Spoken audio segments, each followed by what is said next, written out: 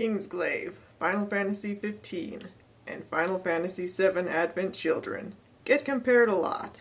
They both contain extravagant action scenes, were created by Square Enix, and are based on games in the Final Fantasy franchise. Both also received criticism for having convoluted and confusing plots. But how justified is this comparison? In a previous video, I talked about how Kingsglaive's visuals contradict its audio, and its general visual chaos. Is that all that makes its story incoherent?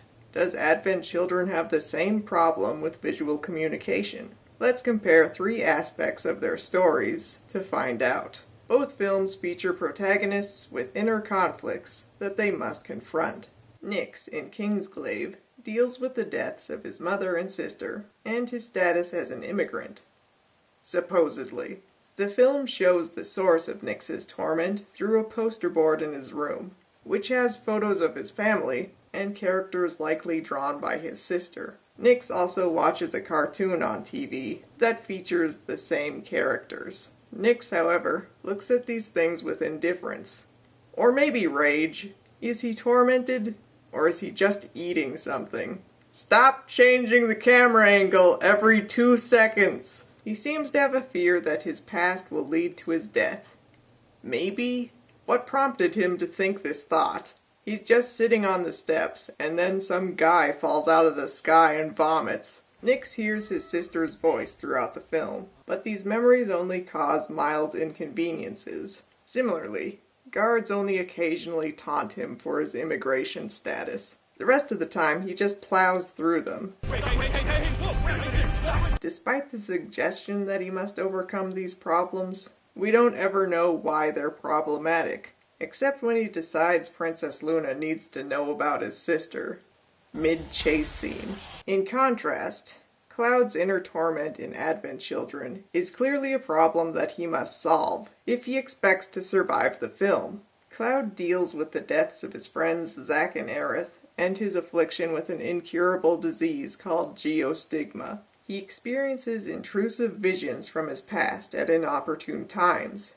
He pushes his surviving friends away out of guilt. He feels pain and bleeds blue ink from geostigma.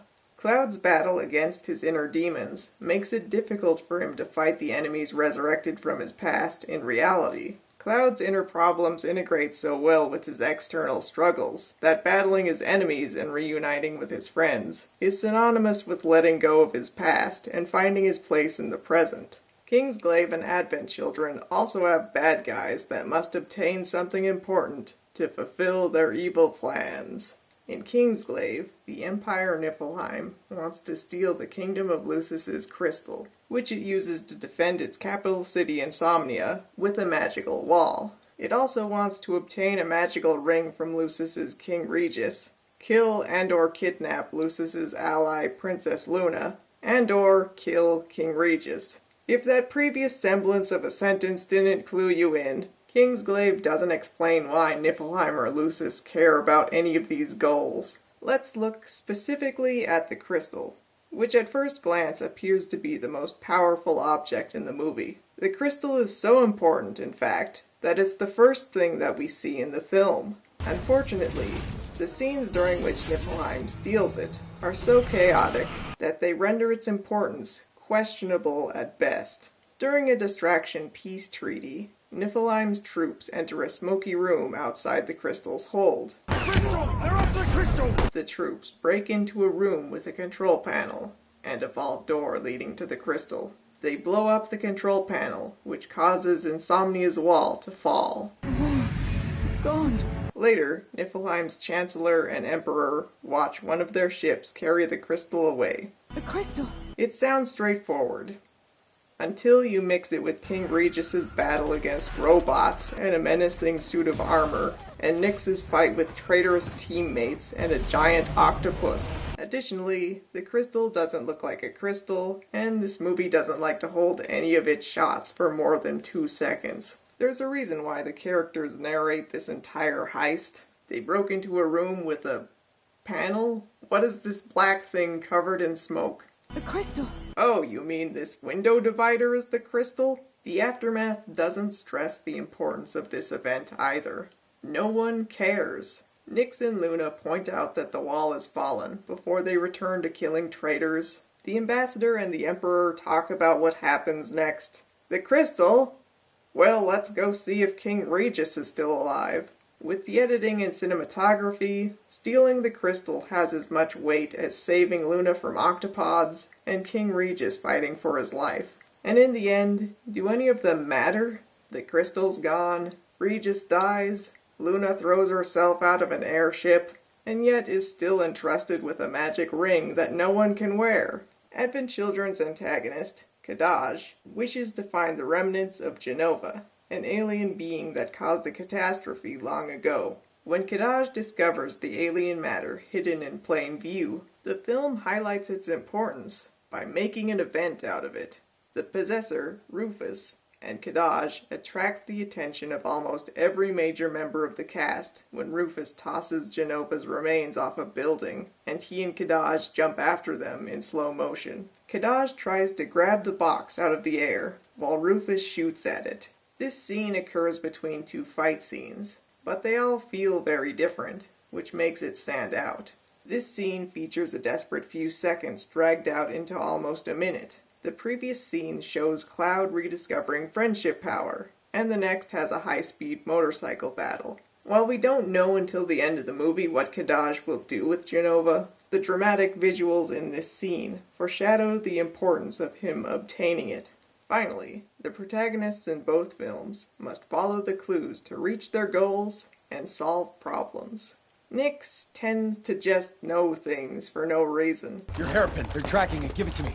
Helena, get out of there, it's a trap! At one point, Nyx discovers a pattern on an enemy monster, and somehow makes the connection that it's attracted to a hairpin that Luna wears, despite neither of them bearing any resemblance to one another. Similarly, he somehow determines that a trap octopus monster is on board an airship, in response to his teammate observing enemy guards.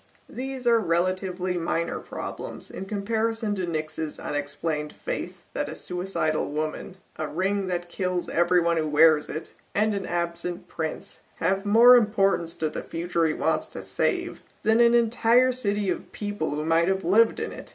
In contrast, the characters in Advent Children know surprisingly little about anything. So what's gonna happen now? Where's Mother? Kadaj. What is he? Who's that? What's this stuff about Mother? What do you mean?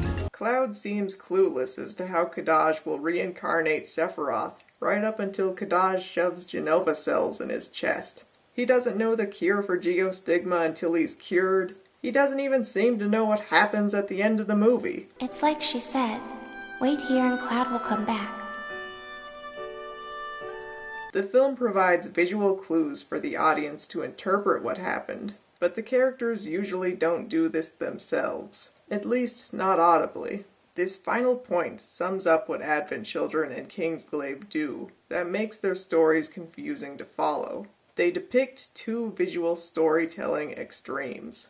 Advent Children shows all its clues, but rarely interprets what they mean audibly, while Kingsglaive states what difficult to decipher and non-existent visual clues mean, even when that interpretation doesn't make sense.